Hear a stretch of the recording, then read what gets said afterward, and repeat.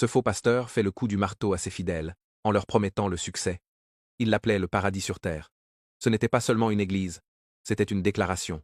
Un immense complexe ecclésiastique, occupant 6 hectares de terrain de choix, à la périphérie de la métropole, là où la poussière de la ville rencontrait l'asphalte neuf de l'ambition. De l'autoroute, on ne pouvait pas la manquer.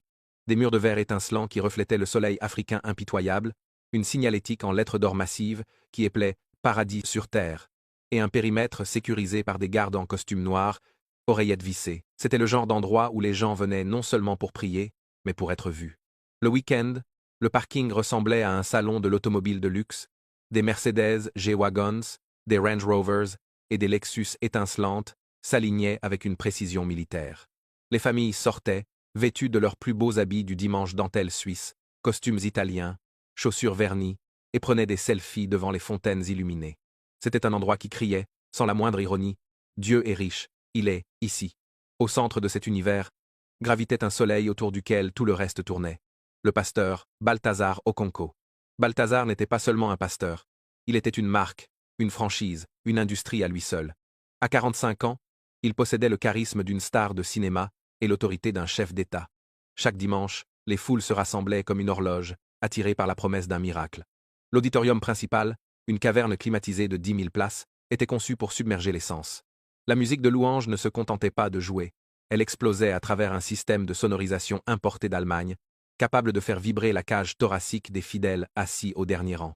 Des écrans LED géants, d'une clarté cristalline, diffusaient des images en direct, capturant chaque larme, chaque main levée, chaque moment d'extase.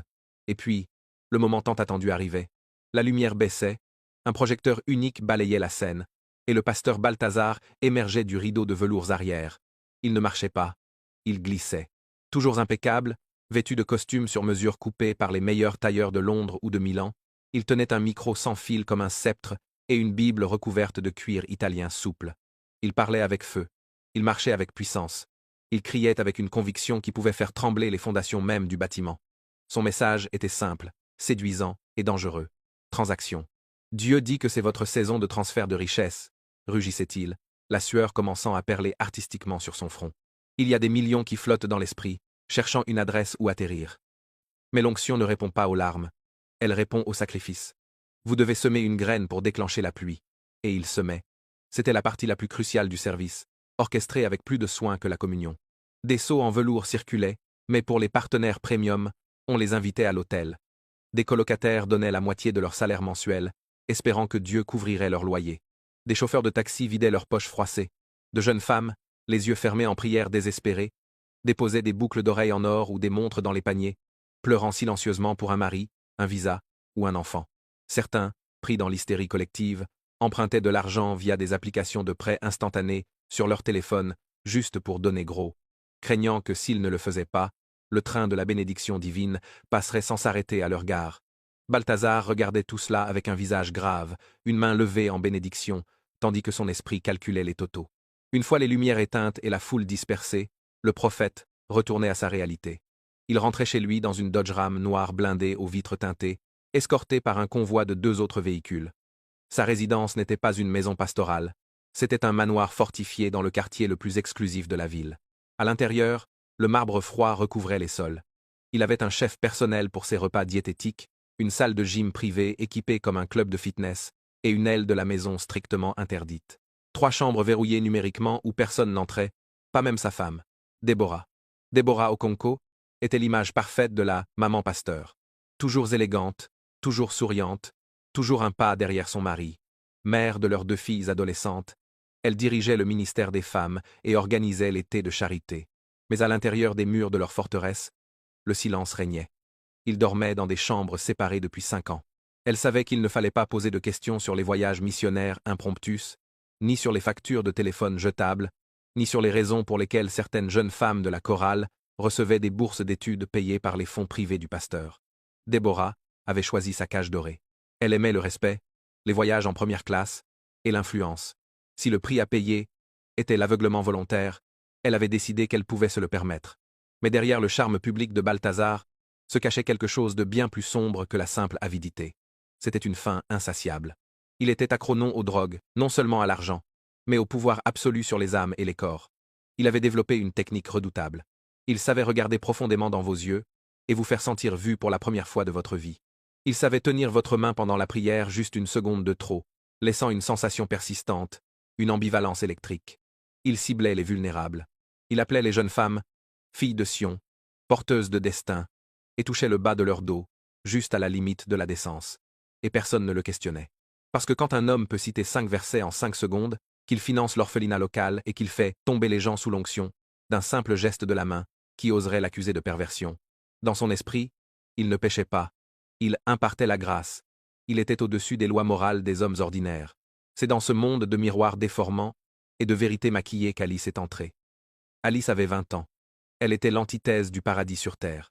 Discrète, portant des vêtements propres mais usés, elle avait été élevée par une mère célibataire, Mama Dossa, qui vendait des légumes et du poisson séché au marché local pour payer les frais de scolarité de sa fille. Alice n'avait jamais mis les pieds dans une église aussi grandiose auparavant. Elle venait d'une petite paroisse de quartier avec des ventilateurs bruyants et des chaises en plastique. Mais le jour où une amie l'a invitée au paradis sur terre, tout a changé. La première fois qu'elle a entendu le chœur de 200 personnes, accompagné par un orchestre symphonique, elle a pleuré. Cela ressemblait au paradis tel qu'elle l'avait imaginé. La musique transcendait sa pauvreté, ses inquiétudes, son avenir incertain. À la fin du service, on lui a tendu un formulaire « Rejoignez la chorale des jeunes ». Elle a passé les auditions la semaine suivante. Les juges étaient fatigués, mais quand Alice a ouvert la bouche, le silence s'est fait. Elle avait une voix pure, un contralto riche et velouté, capable de porter une émotion brute sans effort. Elle a été acceptée sur le champ.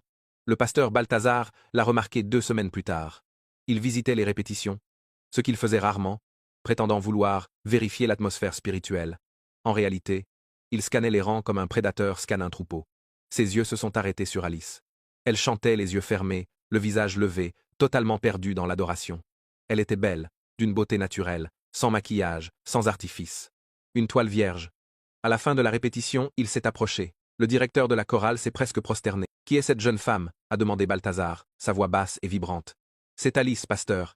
Elle est nouvelle. » Balthazar s'est tourné vers elle. Alice a tremblé. L'homme de Dieu se tenait devant elle. « Dieu m'a parlé de toi pendant que tu chantais, » dit-il doucement. « Il m'a révélé que tu es spécial, que tu portes un manteau d'adoration rare. Mais le talent sans direction est une tragédie. Dieu veut que je te mentore personnellement. » Le cœur d'Alice battait à tout rompre. Elle pensait que c'était une bénédiction suprême. Elle ne savait pas que c'était la première étape d'un piège méticuleusement rodé. Cela a commencé petit, comme une goutte d'eau qui finit par percer la pierre. Une poignée de main qui s'attardait un peu trop, englobant ses doigts. Un compliment murmuré à l'oreille pendant qu'il passait. Ta pureté illumine la pièce. Puis, les messages textes ont commencé. Au début, ils étaient purement spirituels. Tu as chanté avec une telle onction aujourd'hui. Le Seigneur est satisfait de ton sacrifice. Pour Alice, ces mots étaient de l'oxygène. Elle, qui avait toujours été invisible, la fille de la vendeuse de légumes, était maintenant vue, encouragée, célébrée par l'homme le plus puissant qu'elle connaisse. Elle montrait fièrement les messages à sa mère. Regarde, maman. Le pasteur croit en moi. Mama Dossa souriait, mais avec une pointe d'inquiétude indéfinissable au fond des yeux. Bientôt, le discours a changé. Il a commencé à l'isoler. Fille, lui disait-il dans son bureau climatisé aux murs couverts de diplômes, tu portes une huile rare. Les gens ordinaires, les garçons de ton âge, ils ne peuvent pas comprendre ton destin. Ils vont te souiller. Tu as besoin d'une couverture spirituelle forte. Tu as besoin d'un père qui entend vraiment Dieu. Les réunions sont devenues plus fréquentes. D'abord dans son bureau officiel, avec la porte entr'ouverte. Puis, après les services de milieu de semaine, tard le soir, dans son étude privée à l'arrière de l'église, loin des regards. Chaque fois, la ligne de la décence reculait d'1 millimètre. Au début, il posait les mains sur sa tête pour prier. Un geste paternel. Puis, un jour, sa main a glissé sur son épaule, massant doucement la tension, puis sur son dos.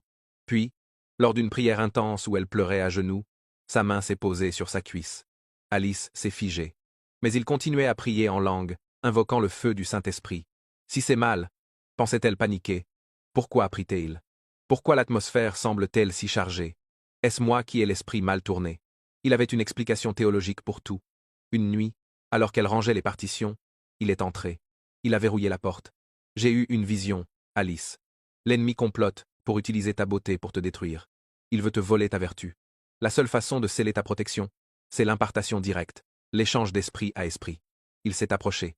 L'odeur de son eau de Cologne coûteuse remplissait l'air. Il l'a prise dans ses bras. Ce n'était plus une étreinte paternelle. Il l'a embrassée. Elle a essayé de reculer, confuse, terrifiée. « Pasteur, s'il vous plaît. »« Chut !» murmura-t-il contre ses lèvres. « Ne résiste pas à l'onction. C'est un secret entre nous et Dieu. C'est ainsi que David et Salomon obtenaient leur sagesse. C'est saint. » Alice a cédé, paralysée par le choc et l'autorité qu'il exerçait sur son âme. Quand elle a pleuré après, se sentant souillée, il lui a essuyé les larmes avec son mouchoir en soie. « Dieu comprend la chair, Alice. Tu es couverte par la grâce. La grâce est plus grande que la loi. Maintenant, va. Et n'oublie pas, ce qui se passe dans le lieu secret, reste dans le lieu secret. Sinon, la malédiction tombera sur toi. » Alice n'était pas la première. Elle n'était qu'un maillon dans une chaîne de chair brisée. Avant elle, il y avait eu Gloria, une fille énergique qui dirigeait la louange avec une passion contagieuse. Elle avait disparu du jour au lendemain il y a 3 ans. La rumeur disait qu'elle était partie à l'université dans le Nord. Il y avait eu Damson, une huissière, qui, lors d'une veillée de prière, avait confessé au micro qu'elle luttait contre des démons de luxure. Personne n'avait compris que c'était un appel à l'aide. Elle avait été renvoyée de l'église pour conduite immorale la semaine suivante. Les anciens de l'église, un groupe d'hommes d'affaires prospères qui profitaient des contrats de construction de l'église, restaient silencieux. Ils voyaient les jeunes femmes entrer et sortir du bureau privé. Ils voyaient les regards. Mais le pasteur Balthazar était la poule aux œufs d'or. Tant que les offrandes augmentaient et que le bâtiment s'agrandissait, ils fermaient les yeux. Leur devise non officielle était « Ne touchez pas à loin du Seigneur. Si elle est tombée, c'est sa faute. C'est elle la tentatrice. » Alice commença à dépérir. Elle perdit du poids. Ses yeux, autrefois brillants, devinrent ternes. Elle continuait à chanter, mais sa voix avait perdu sa joie. Elle ne portait plus que la mélancolie. Un dimanche, elle trouva un vieux carnet oublié dans un casier de la salle de chorale. Il appartenait à Gloria. En le feuilletant, le sang d'Alice se glaça. 12 mars. Il dit que Dieu parle à travers son corps. C'est un privilège, dit-il. Mais pourquoi je me sens comme une ordure après? 4 avril. Je ne peux plus le regarder prêcher. Il parle de sainteté et me fait faire ces choses dans le noir. Je crois que je suis enceinte. J'ai peur. La dernière entrée datait de 2 jours, avant la disparition de Gloria. Alice comprit alors l'ampleur de l'horreur. Elle n'était pas spéciale. Elle était une proie. Elle avait été ciblée, chassée et consommée. La semaine suivante, pendant une conférence de jeunes, Balthazar passa près d'elle en coulisses et lui pinça la taille, murmurant « Tu me manques. Viens ce soir. » Pour la première fois, la peur fit place à une colère froide. Elle ne vint pas. La maladie a commencé lentement. Alice pensait que c'était le stress, la honte, qui la rongeait de l'intérieur. Mais ensuite, l'odeur de l'huile de friture de sa mère la fit vomir violemment. Ses règles étaient en retard de 6 semaines. Assise sur le sol en béton de sa petite chambre, tenant le test de grossesse bon marché, elle vit les 2 lignes roses apparaître. Le monde s'effondra. Elle, la fille de cœur pur, enceinte, de l'homme de Dieu. Elle ne pleura pas cette fois. Elle resta assise dans le silence pendant des heures, regardant la poussière danser dans un rayon de lumière. Quelque chose en elle, la partie naïve et effrayée, mourut ce jour-là. Une autre Alice naquit. Une Alice qui refusait d'être une autre Damson, une autre Gloria. Elle lui envoya une note vocale. Pas de « papa », pas de « pasteur », juste sa voix, calme et tranchante. « Je suis enceinte ». Le silence radio dura 3 heures. Balthazar était en pleine réunion avec des architectes pour une nouvelle extension de l'église. Quand il vit le message, son visage devint blanc. Il s'excusa, alla dans ses toilettes privées, et rappela. « Où es-tu » Sa voix était glaciale. « Ne parle à personne. Pas à ta mère. Pas à une âme. Je viens te chercher. » Ils se rencontrèrent dans sa voiture, garée dans une rue sombre loin de l'église et de son quartier. Il n'y avait aucune trace de l'homme charismatique, juste un politicien gérant une crise. « Alice, écoute-moi bien. Le diable essaie de nous détruire. C'est une attaque contre le ministère. Si cela sort, cela détruira la foi de milliers de personnes. Veux-tu être responsable de l'envoi d'âmes en enfer? » La manipulation était experte, mais Alice était immunisée maintenant. « Ce n'est pas le diable, Balthazar, c'est toi. » Elle utilisa son prénom pour la première fois. Il tressaillit. « Je garde le bébé, » dit-elle fermement. « Et je ne me cacherai pas. Tout le monde saura qui est le père. » Le visage de Balthazar se durcit. Une ombre passa dans ses yeux. Quelque chose de reptilien. « Tu ne sais pas ce que tu dis. Je peux t'envoyer à l'étranger, Dubaï, Afrique du Sud, tout frais payé. Tu accouches, on donne l'enfant à l'adoption. Tu reviens avec de l'argent pour commencer une entreprise, une vie nouvelle. Non, je ne veux pas de ton argent sale. Je veux la vérité. » Elle ouvrit la portière. « J'en ai fini d'être votre secret. » En la regardant s'éloigner dans la nuit, Balthazar Okonko sut qu'il avait un problème qu'aucune prière et aucun pot de vin ne pourraient résoudre. Il sortit son 2e téléphone, celui qu'il gardait caché sous le siège conducteur. Il composa un numéro qu'il n'avait utilisé qu'une seule fois, des années auparavant. Frère Désiré, c'est moi. Nous avons une situation rouge. Frère Désiré n'était pas un vrai frère en Christ. C'était le chef de la sécurité, un ancien policier renvoyé pour brutalité, que Balthazar avait réhabilité. Il était loyal non pas à Dieu, mais à l'homme qui payait son hypothèque. Les jours suivants, Alice se sentit surveillée. Une voiture aux vitres teintées passait lentement devant chez elle, des appels masqués au milieu de la nuit. Elle eut peur, mais elle tint bon. Elle confia tout à sa mère. Mamadosa, après le choc initial et les pleurs, devint une lionne. Nous irons voir la police, dit Mamadosa. Nous irons voir les journaux. Alice contacta aussi Gloria, dont elle avait trouvé le numéro grâce à une vieille amie commune. Gloria pleura au téléphone. Si tu parles, je parlerai aussi. Je ne suis plus seule. Le plan était de se rendre au commissariat principal le lundi matin. Mais le dimanche soir, Alice réalisa qu'elle avait oublié ses vitamines prénatales. La pharmacie était à 2 rues. Je reviens vite, maman, dit-elle. On la trouva le lendemain matin dans un canal d'évacuation sec, à la périphérie de la ville, une zone connue pour les agressions. Sa robe était déchirée, son visage contusionné. Son petit sac avait disparu. La police locale, dont le chef jouait au golf avec le pasteur Balthazar, conclut rapidement à un vol qui a mal tourné. Une tragédie urbaine banale. Pas d'empreintes utiles, pas de témoins. Affaire classée. L'Église organisa un service commémoratif grandiose. Le pasteur Balthazar monta sur scène, vêtu de noir, la voix tremblante d'émotion. Nous avons perdu une fille, une étoile en devenir. L'ennemi rôde, cherchant qui dévorer. Nous ne devons pas questionner la volonté de Dieu, même dans la vallée de l'ombre de la mort. Les fidèles pleuraient. Ils admiraient la force de leur pasteur, sa compassion.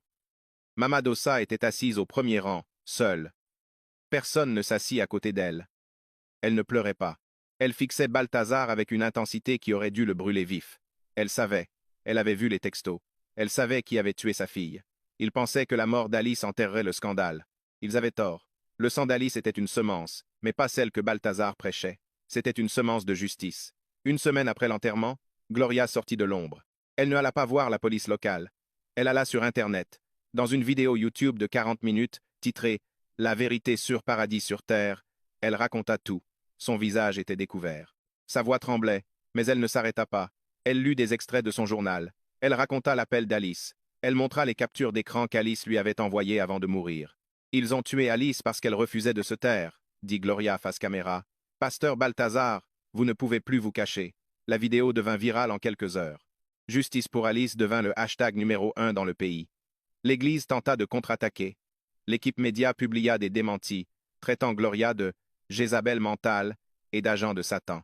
Des bots inondèrent les réseaux sociaux de louanges pour le pasteur.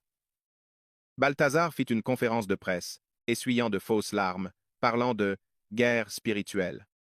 Mais la digue était rompue. D'autres femmes commencèrent à parler. Une ancienne secrétaire, une femme de ménage, une adolescente qui avait quitté l'Église 2 ans plus tôt. Les histoires étaient identiques, la manipulation, le vocabulaire spirituel pour justifier l'abus, les menaces. La pression publique devint telle que la police fédérale dut intervenir, retirant l'affaire aux policiers locaux corrompus. L'inspecteur Callot, un homme réputé incorruptible et méthodiste strict, qui détestait les charlatans, prit le dossier. Il ne visa pas Balthazar tout de suite. Il visa le maillon faible, frère Désiré. En traçant les bornes téléphoniques de la nuit du meurtre, Callot trouva que le téléphone de Désiré pinguait près du canal où Alice avait été trouvée, alors qu'il prétendait être chez lui. Lors d'un interrogatoire de 12 heures, Désiré, privé de ses appuis et réalisant que le pasteur allait le sacrifier pour se sauver, craqua. « Il m'a dit de m'en occuper », avoua Désiré, en sueur.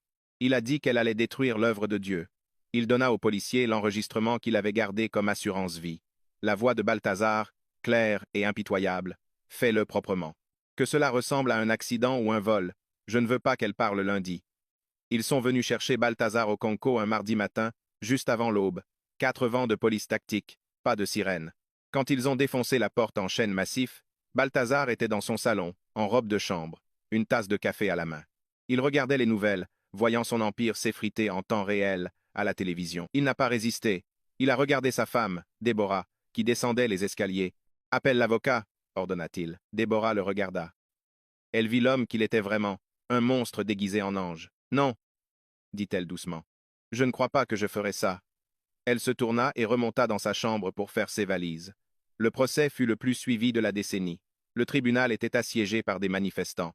D'un côté, les irréductibles de l'Église, chantant des cantiques et criant que le prophète était persécuté comme Jésus.